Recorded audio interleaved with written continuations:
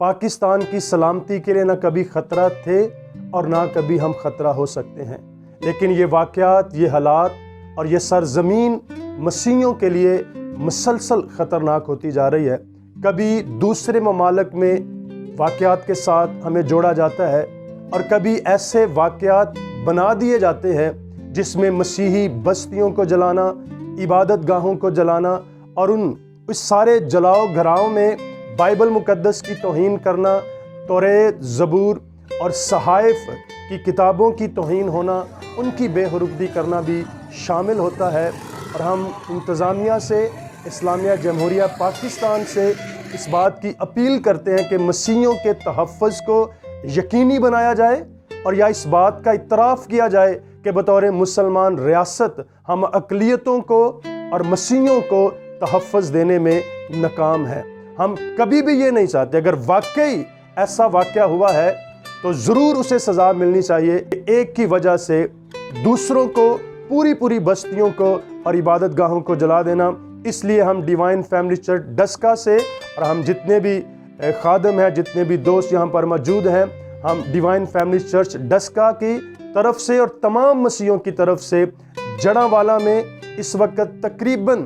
Report کے مطابق 21 churches کو وہاں پر جلایا گیا ہے، اور 21 چرچ کے گرد و نواح میں جتنے بھی مسیحی خاندان ہیں، بزرگ ہیں، بچے ہیں، بیٹیاں ہیں، عورتیں ہیں، وہ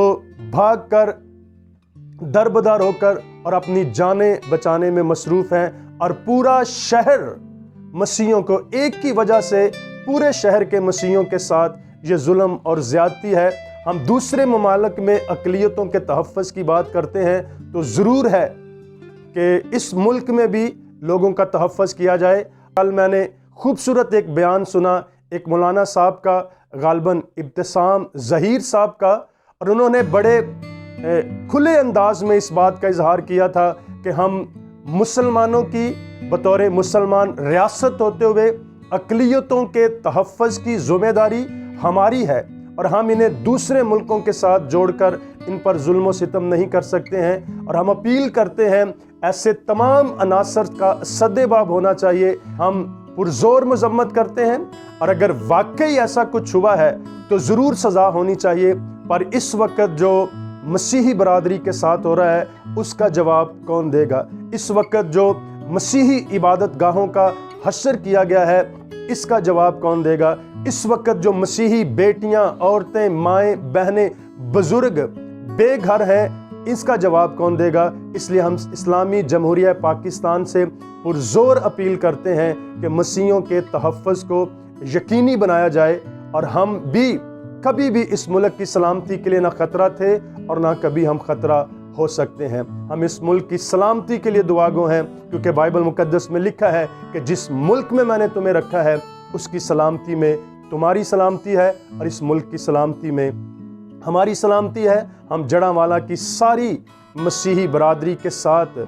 دکھ کا اظہار بھی کرتے ہیں، ان کے لیے دعا گو بھی ہیں، اور وزیر اعظم اور جتنے بھی اس وقت انتظامیہ ہے ہم اس سے بھی پرزور اپیل کرتے ہیں کہ ضرور اس واقعہ کا نوٹس لیا جائے۔ ہر بات پر ہماری عدالتیں نوٹس لیتی ہیں تو ضرور مسیحیوں کے ساتھ اس ظلم کا بھی نوٹس لیا جانا چاہیے۔ تو ہم سب ڈسکا کی طرف سے سارے مسیحی اور ڈیوائن فیملی چرچ جڑاوالا میں اس وقت جو واقعہ ہے، وہاں پر صرف عبادت گاہیں نہیں، سرکاری املاک کو بھی جلایا گیا، سرکاری املاک کو بھی نقصان پہنچایا گیا ہے، اور ضرور ہم ایمان رکھتے ہیں، توقع کرتے ہیں کہ انتظامیہ ضرور ایسے لوگوں کو کیفر کردار تک پہنچائے گی۔ جتنے مسیحی ہیں، ہم جہاں پر بھی ہیں ہم احتجاج کریں، پر پرامن احتجاج ہو۔ پاکستان میں مسیحیوں کے ساتھ ایک بڑا وعدہ، ہم نے پچھلے دنوں جشن آزادی منائی، ہم نے انہی چرچز میں ملک کی سلامتی کے لیے دعا کی ہے، انہی چرچز میں ہم نے ملک کی سلامتی اور سرحدوں کے لیے دعا کی ہے، اور انہی چرچز کو اسی میں موجود ان مقدس کتابوں اور اوراق کی بے حرمتی کی گئی ہے۔ اور آج ہمیں وہ واقعہ یاد آتا ہے کیونکہ قائد اعظم محمد علی جناح نے بڑے پرزور اپیل کے ساتھ مسیحیوں سے کہا تھا کہ مسیحیوں نے جو مسلمان ریاست قائم کرنے کے لیے ہم مسلمانوں پر بھروسہ کیا ہے، میں آپ سے وعدہ کرتا ہوں کہ ہم کبھی بھی مسلمان مسیحیوں کے کیے گئے بھروسے کو نہیں توڑیں گے۔ لیکن آج ہم دیکھ رہے ہیں کہ بھروسہ توڑنا تو دور کی بات ہے، بلکہ اس ریاست میں مسیحیوں کو توڑنے کا کام جاری ہے۔ اس ریاست میں مسیحیوں کو توڑا جا رہا ہے، اور ہمیں ریاست اور ریاستی ادارے خاموش نظر آتے ہیں، اور آج ہمیں کئی دفعہ افسوس ہوتا ہے اس بات پر۔ لیکن ہم آج بھی، ہم نے جو وعدے اس ملک کی سلامتی کے لیے کیے ہیں، ہم اپنے وعدوں پر قائم ہیں، اور قائد اعظم نے کہا تھا کہ ہم بھروسہ نہیں توڑیں گے۔ تو میری اپیل ہے، آپ جتنے بھی اس ملک کے رہنے والے ہیں، آپ اس بات کو بھی جانیں، اور اس جشن آزادی پر ہم ہی وہ قوم ہیں جو اس ملک کی سرحدوں کے لیے ہاتھ اٹھاتے ہیں اور دعا کرتے ہیں۔ اور جڑاں والا کی ساری برادری کے لیے ہم بھی دعا گو ہیں، اور آپ جتنے بھی ہیں ضرور ان کے لیے دعا کیجیے گا۔ Thank you, God bless you.